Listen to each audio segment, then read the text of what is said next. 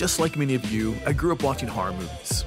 My grandma would take my brother and I to the video store so she could super illegally copy all of our favorite selections to another VCR. She had shelves and shelves of tapes in her home, some with 3 or 4 films squeezed on each. She was a pioneer in that regard, I suppose. We would digest dozens of old-school fright flicks in a single weekend, from Motel Hell to Hitchcock highlights and everything in between. I was hooked. But also, like many of you, I had a particular interest in the genre staples such as Halloween and Friday the 13th, and Child's Play. Child's Play might stick out the most. It was one of my mom's favorites, so I found myself sitting in front of it every time it was on TV or a new franchise entry hit theaters. But over the years, I found myself less and less interested. The Child's Play movies seemed like they went from charming terror to lowbrow schlock. And that's not to say I didn't have fun with The Bride of Chucky when it hit theaters, but I remember thinking I had outgrown the humor by the time Seed of Chucky came out. I was 17, so you can probably imagine how I feel about him now. After Cult of Chucky failed to capitalize on the successes of Curse of Chucky, I found myself with a sense of relief when Orion Pictures and MGM announced a 2019 reboot. But then things got complicated. Here's the good, the bad, and the ugly of Child's Play 2019.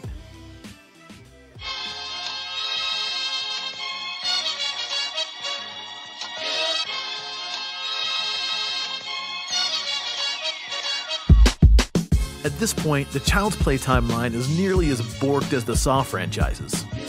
Anytime you start injecting new material in between existing films in the horror sphere, it typically doesn't end well. A reboot affords the filmmakers an opportunity to get back to the basics, something that even the most hardcore fans have been clamoring for years. But a fresh timeline isn't the only benefit. While many may be unfamiliar with Lars Klevberg, Orion and MGM are wise to bring him on board as director. I frankly don't expect much from his Polaroid feature adaptation, but having seen his original short that it was based on, I trust and believe that this guy is talented.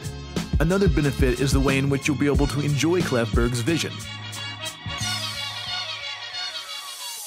As much as I admire and respect what Don Mancini has done up to this point, there's very little chance that you'll ever see a Mancini Child's Play film in theaters again, outside of film festivals or something. The reboot will be released in what I have to imagine will be eye-popping resolution with masterfully crafted audio in theaters nationwide. And for cinema purists out there, that's pretty intriguing. Lastly, I've personally spoken to a handful of people close to the production, and there seems to be a genuine excitement and adoration for what they've created. They're said to have paid homage to the original film while creating something fresh and unexpected. And for those fearsome of some sketchy CGI, I've been assured that an animatronic doll is being used.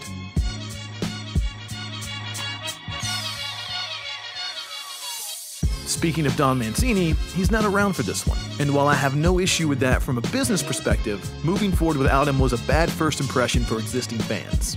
But Mancini isn't the only franchise staple that's missing. Longtime good guy and everyone's friend till the end, Brad Dourif is also missing from the 2019 release. And while mainstream fans might not know the names of either omission, everyone will notice the absence of Dourif's unmistakable voice.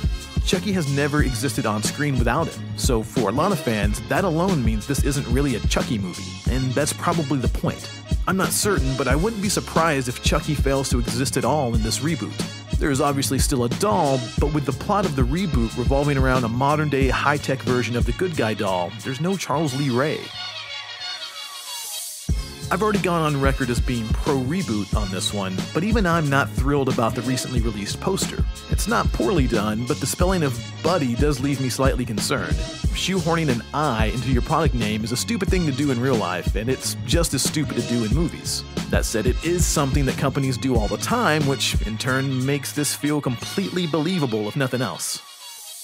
Now, I suppose we're entering backhanded compliment territory here, but while the reboot gets a chance to start fresh with a clear timeline, it only further complicates that of the original franchise. If Mancini's films were retired at this point, we may be having a very different conversation. The fact is, a new film was released last year, and a TV series is already on the way with the original team. It's unclear just how impactful this will be with moviegoers, but what's clear is that Child's Play and Chucky, after being synonymous for years, now mean two very different things. Child's Play hits theaters on June 21st, 2019. Hopefully this Christmas season will gift us our first teaser footage later this year. Until then, I'll be over here being cautiously optimistic.